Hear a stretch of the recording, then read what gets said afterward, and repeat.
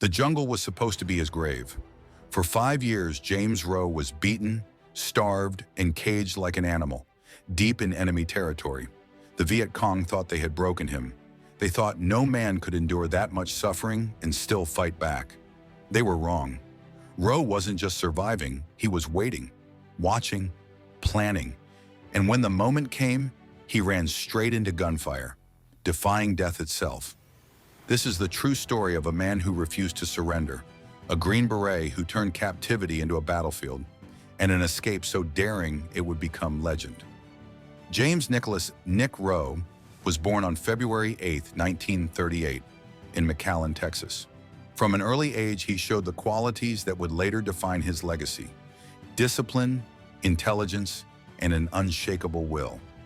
Growing up in Texas, Rowe excelled in academics and athletics. He had a natural leadership ability and a deep sense of duty, which led him to attend the United States Military Academy at West Point. He graduated in 1960 as a second lieutenant in the U.S. Army, eager to serve his country. As a young officer, Rowe was drawn to the Army's most challenging assignments. He trained as a Special Forces officer, the elite Green Berets, where he specialized in unconventional warfare. He was among the few selected to advise South Vietnamese forces, helping them counter the growing communist insurgency. In 1963, he was sent to Vietnam, unaware that he was about to step into one of the most grueling trials any soldier could endure. On October 29, 1963, Rowe was serving as an intelligence officer for a South Vietnamese Civilian Irregular Defense Group, CIDG, in the Mekong Delta. His unit was ambushed by a large Viet Cong force, and the battle was swift and brutal. Most of Rowe's men were killed. He and 2 others, Lieutenant Daniel Pitzer and Sergeant Ben Willis, were captured. The Viet Cong had no idea that they had just taken a U.S. Special Forces officer with classified intelligence training. The 3 soldiers were marched deep into the jungle, where their captors intended to break them. For Rowe, it was the beginning of a brutal 5-year ordeal. Rowe's imprisonment was not in a conventional POW camp. He was held in bamboo cages, often covered with barbed wire, exposed to the elements. He suffered from disease, malnutrition, and daily beatings. The Viet Cong interrogated him relentlessly, hoping to extract military intelligence. But Rowe had a secret weapon: his mind. He convinced them that he was only an engineer and had no valuable information. This deception likely saved his life, as the Viet Cong executed many high-ranking officers to prevent their rescue. He endured forced marches, isolation, and near starvation.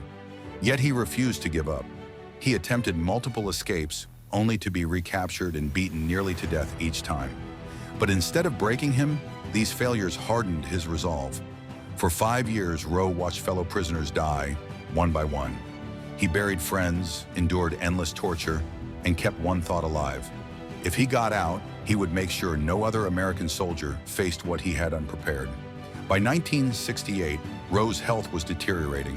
His captors, realizing he might not survive much longer, decided to move him. On December 31, 1968, as he was being transferred, Rowe heard something he hadn't heard in years: a U.S. helicopter. Seizing the moment, he broke away from his captors and ran toward the sound. The jungle exploded with gunfire as the Viet Cong tried to kill him before he could reach freedom. But Rowe didn't stop. He charged forward, waving his arms wildly to catch the pilot's attention. The American helicopter crew saw him. They fired back at the enemy, clearing a path for Rowe to reach them. Moments later, he was pulled aboard. After 5 years of hell, James Rowe was free. Rowe returned to the United States to a hero's welcome. But his war wasn't over. He had witnessed firsthand the horrors of captivity and knew that future soldiers needed to be prepared. He played a crucial role in the development of the survival, evasion, resistance, and escape SERE training, now a mandatory course for special forces, pilots, and high-risk personnel. His insights transformed how the U.S. military trained soldiers to survive captivity, resist interrogation, and escape from enemy forces. His book, 5 Years to Freedom, became a blueprint for POW survival. But Rowe wasn't content to stay behind a desk. He remained in the Army, taking on one of the most dangerous assignments of his career. In the late 1980s, Rowe was sent to the Philippines to help train forces in counterinsurgency warfare against the Communist New People's Army, NPA. He knew he was a marked man.